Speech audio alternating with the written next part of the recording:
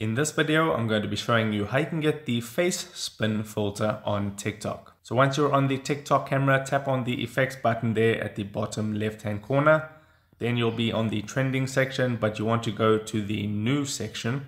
And then for me, in the second row there, the one in the middle with the upside down face and the arrow, that is the face spin filter. So how it works is you just need to open your mouth. So I'll do it real quick. And then it spins you around, which is pretty cool. So I can take that off. If you're not finding the filter from within effects and then new, you want to go back, go to the discover page and then type in face spin, hit search. And there it'll pop up there. If it doesn't pop up there, you want to make sure you update your TikTok app to the latest version.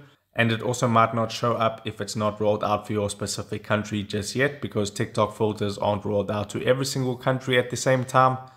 So you might just have to wait a few days. So I'm going to tap on face spin. You can add it to your favorites. You'll notice all the videos here using the filter. And then you can try this effect at the bottom.